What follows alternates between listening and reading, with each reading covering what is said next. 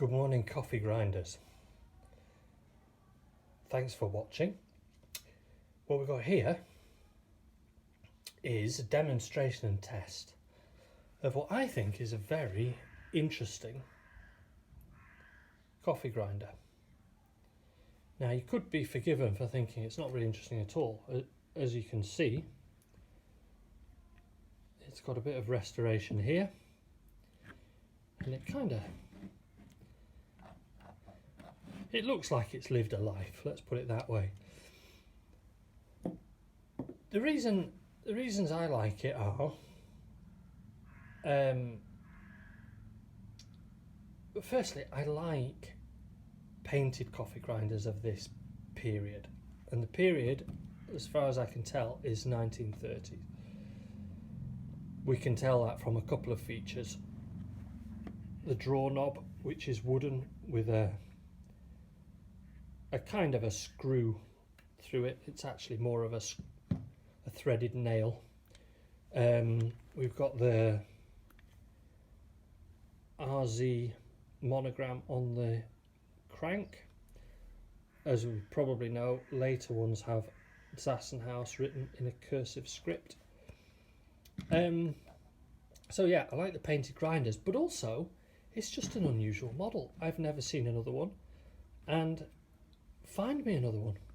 So even though it has lived a life, it's still made it into the collection.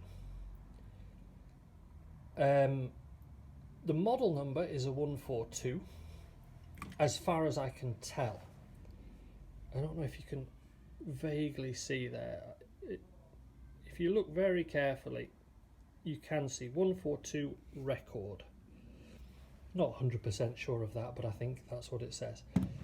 And anyway, what we're going to do today is test it. The test is the usual test, which is set the coffee grinder to its finest setting, and as usual, the adjuster is inside the grinder on the underneath of the mechanism. So finest setting with the burrs touching, but not so it's labouring. And then we're going to grind 7 grams of coffee. So here goes.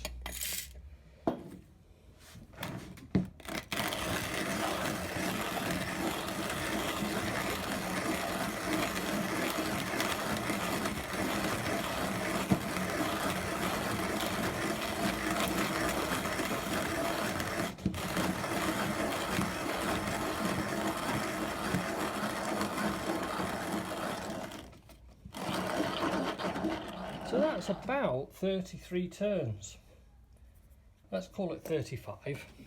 And let's check out the grind.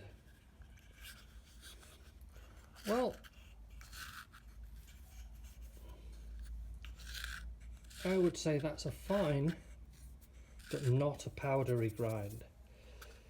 So I think we're looking at something that's okay for anything up to and including a stovetop mocha. It probably is not going to be enough for an espresso machine. So there we have it, the 1930s Zassenhaus 142. Thank you for watching, and have a look at the link at the end of the video or the links in the description. Happy grinding.